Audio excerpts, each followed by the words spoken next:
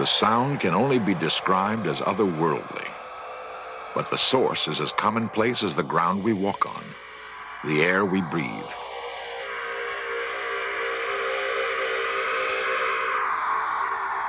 The sound comes from plants, through sensitive electronic devices which translate fluctuations of energy. Some call it a voice. Whatever it is, it raises the astonishing possibility that plants can communicate.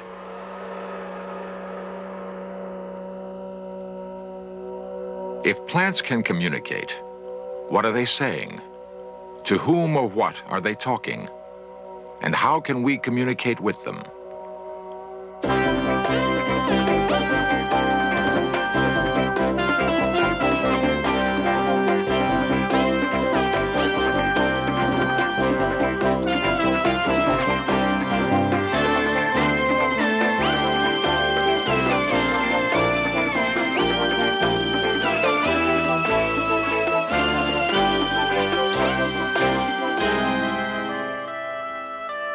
A leaf is an amazing organism for utilizing the energy of the sun to produce life.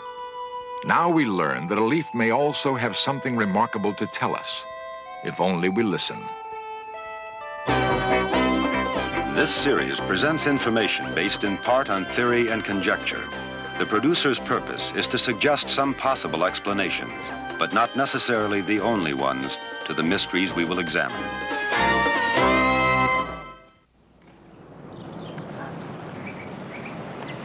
You'll see that plants can tell you different stories about themselves as you feel them. That's right, they do talk. You learn how to talk to them. Okay, everybody, let's have some fun now. You take your hand and just put it above the plant and just do this slowly. Do plants feel? Children often have an easier time grasping a new concept.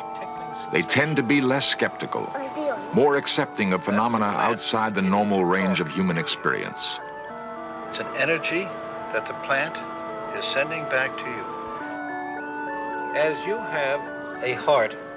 Marcel Vogel believes that plants do have feelings, feelings that man can share. But boom, boom, boom. Now plants have a heartbeat too. Plants give... Vogel is a research chemist in San Jose, California. He has devoted years to studying plant behavior with sophisticated machines and with what he calls his mind's inner eye. The green thumbs among us have always known there was more to growing things than the right alchemy of soil, water, and sunshine. They seem to have some special communion with plants, an ability to make them thrive. The so-called brown thumbs don't seem to be able to do that. Yet they sometimes laugh when the green thumbs talk lovingly to their plants. Now we have a startling new concept that these simple life forms have been listening, and are listening still. No room decor is considered complete these days unless it includes something green and living. It may just be a fad, or the urban dweller's minor rebellion at too much steel and concrete. Or the roots may be deeper, touching something forgotten in many of us. Whatever it is, plants are big business, and trained minds are beginning to pay attention to a mysterious new aspect of the green world around us. The Denver Botanical Garden provides a unique environment for plants. Music played a major role in an experiment with green life, which startled the scientific community. The experiment led to the astonishing conclusion that plants have perceptions not unlike human senses, and that they respond dramatically to certain sounds.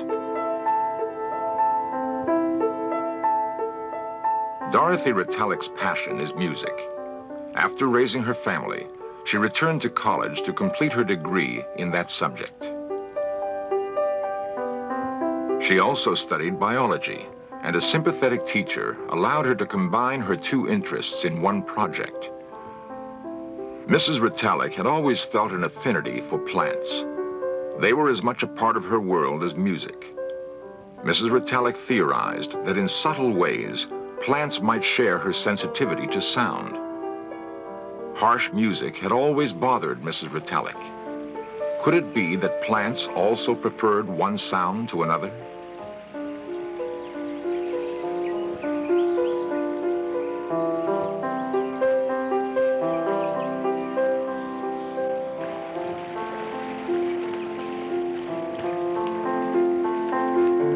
The experiment she devised to test her question has been duplicated many times, almost always with the same remarkable results. I always used 75 plants in every experiment. There were some vegetable plants, some flowering plants. I used green beans, squash. For the filming, used our Colorado carnations, petunias, marigolds. I used a great many different kinds of plants, so it is not just by chance that these things are happening.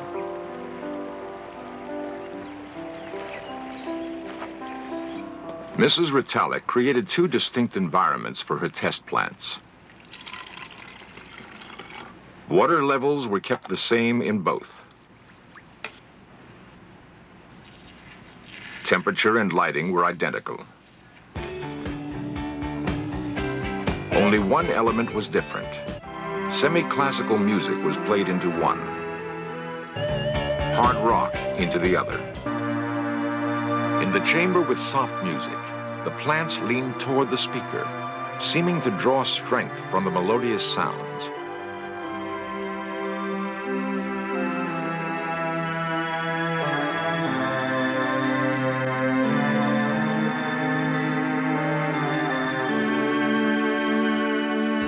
Chamber with rock music, the plants shrank away and eventually died. Time-lapse photography represents the reactions of the plants over several days. The results are unmistakable. Test conditions could only mean that it was the quality of the music, not the volume, that determined the reaction of the plants. The plants, it seems to me, are trying to tell us something.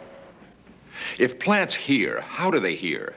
Certainly there's nothing in the plant world like the human ear and mind, but perhaps there's something else. A way of hearing that doesn't involve receiving and interpreting sound waves. What we call a sound wave is merely one form of energy, but scientists know that energy takes many forms.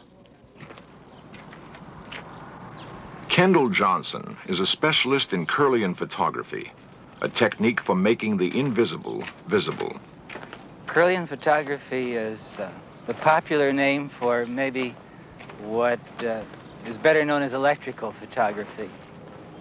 Think about putting a leaf on a piece of film, lay the film on the dresser, the table in your house, and sneak up on the little leaf and spark it. And when you develop the film in the normal way, what results is an image on the film that looks very much like the leaf.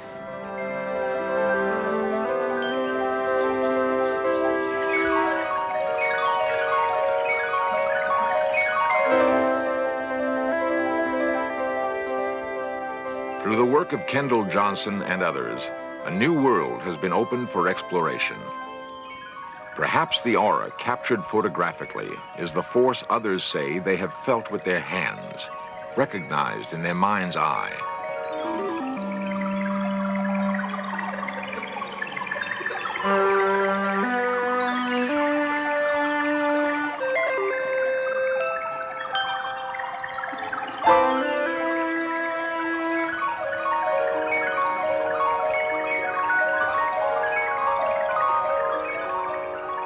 One fantastic experience we had was simply photographing the discharge that takes place in the atmosphere, in the air.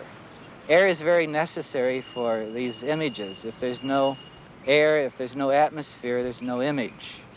We simply exposed the film to this discharge, and the result was a patterning that was incredible. It looked very much like a scene on the desert in the winter, a Zen garden, the way trees grow, and the impact of that image still is very vivid in my mind. And I wonder Is this saying something about the way patterns of energy perhaps predefine the way physically things develop?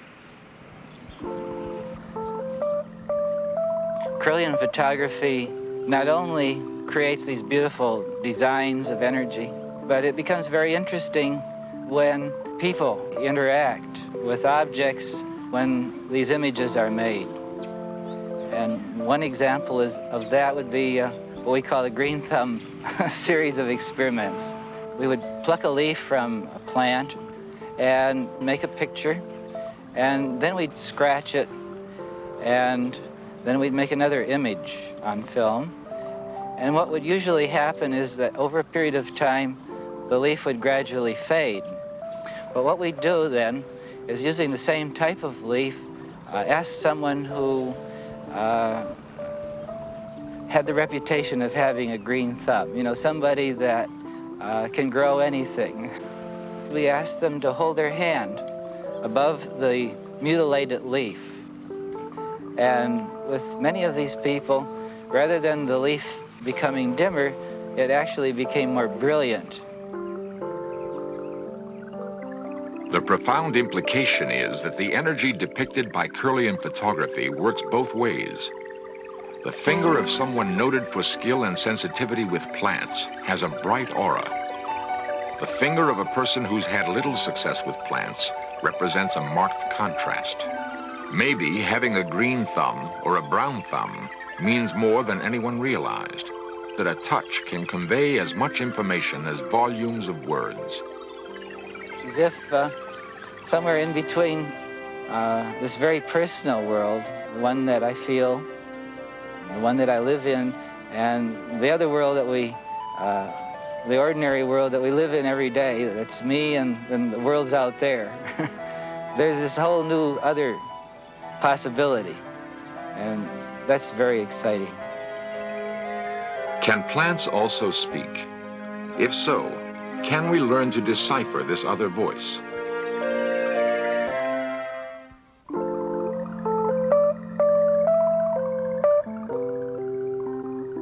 For the lover of things that grow, the ultimate would be to learn that plants have a language that can be learned.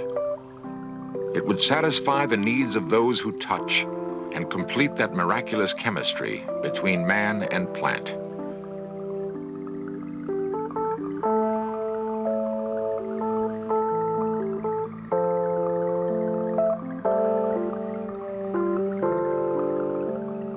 Aristotle and Plutarch thought that trees had perceptions, that they were capable of passion and reason. Modern thinkers believe they may not have been far off.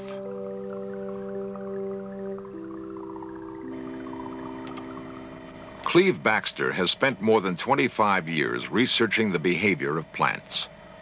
All right, now we're going to use a pair of electrodes that are regularly used on people, but now are mounted between this C-clamp. Baxter is a polygraph expert and has conducted lie detector tests for the Army and the CIA.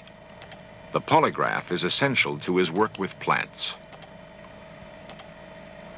This is a conventional piece of polygraph equipment of which we're using only 1/3, the galvanic skin response section. Now I'm going to activate the chart drive on the equipment and turn up the sensitivity and balance in the plant between these electrodes.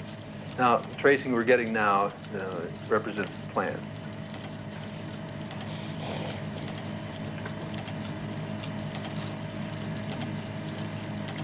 All right, now I'm going to take a scalpel and try to get underneath the skin level of my hand, see if the pain first of cutting causes any change in the plant. It is an experiment Baxter has performed many times.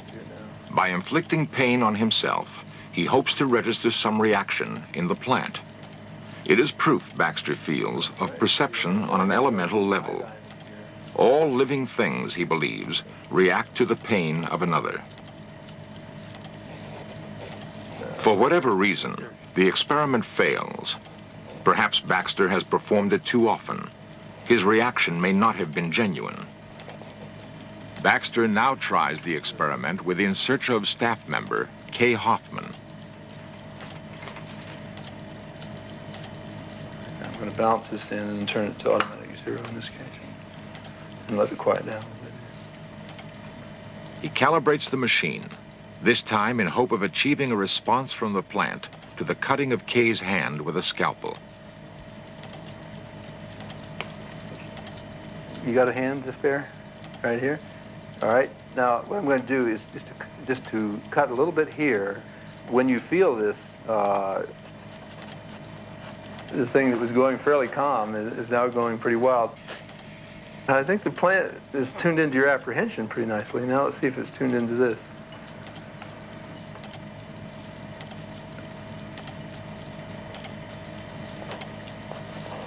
Now, I'm going to put some iodine in there.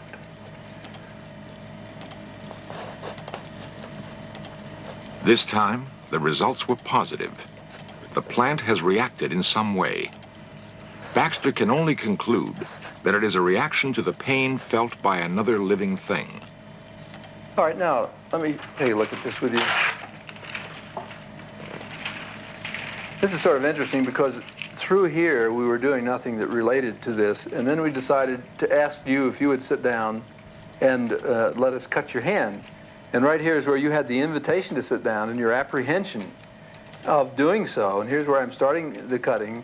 And actually, your apprehension is worse than my putting the iodine in, which apparently didn't hurt too much. In fact, the thing quieted down while that was happening.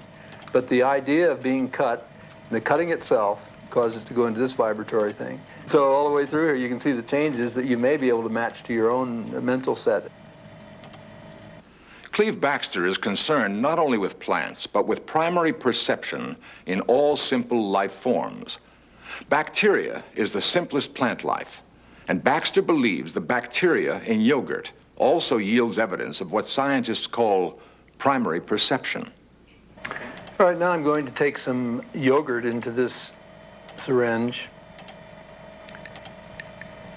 wipe the excess yogurt off, and fill the test tube with the yogurt, which contains two kinds of bacteria used in dairy products.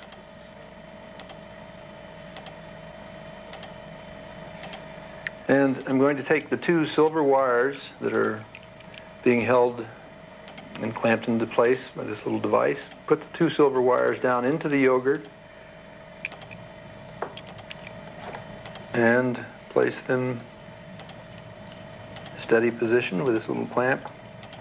Baxter sees no difference between wiring the finger of a person to his lie detector machine and wiring a beaker of yogurt. The yogurt is alive too. Little alligator clips. But does the simple life form at work in the yogurt have feelings? And these leads go to the biological preamplifier up here, and from there into the final amplification that drives the pen motors. How wide is the gulf between man and plant, if there is a gulf at all? Now we're getting a tracing from the bacteria in the yogurt. Now we're going to see what will happen when I take a capsule of antibiotic material and sprinkle it into the yogurt and stir it in. And as I stir it up, we'll see if it has an effect. Baxter has killed the bacteria growing in the yogurt. I would say that's not enough. There is no reaction from the other sample. He begins again with a fresh beaker and a different experiment. All right, now I'm going to take some milk, and on the count of 5, pour the milk into the yogurt that I have in this beaker. Stir it up, and usually it takes maybe 15 or 20 seconds for the bacteria to find the nutrient. See what happens.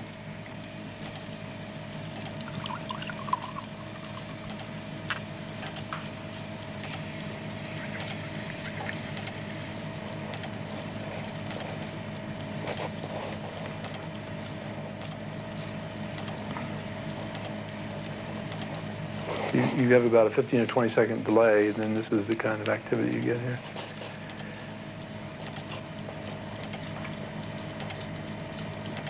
Well, what I suspect is going on is that this yogurt is being fed the nutrient, and the other yogurt is trying to find its own nutrient. It's not making out. In other words, it's not being fed anything, and yet it somehow is aware that the other yogurt is being fed. To Cleve Baxter, the inescapable conclusion is that even the simplest living things have feelings. If you've ever awakened in the night with the knowledge that something has happened to someone you love and found out you were right, you might have wondered who or what was the messenger. One intriguing idea presented by this trip through a world of other voices is the possibility that plants carried the message. Apparently, plants feel and hear and speak to each other. Can they talk to us? It's clear we have a lot more to learn by deciphering these other voices, by listening with the patience this green world has apparently lavished on us for so long. As the races of man speak in different languages, so do the varieties of plants manifest their voices in different ways. They seem to be able to hear and understand us.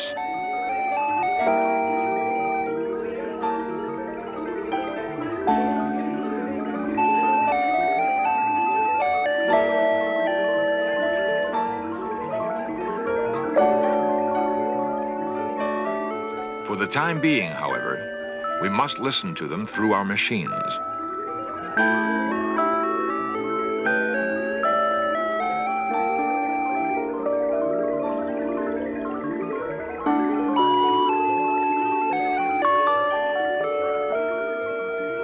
One day, those machines may be unnecessary.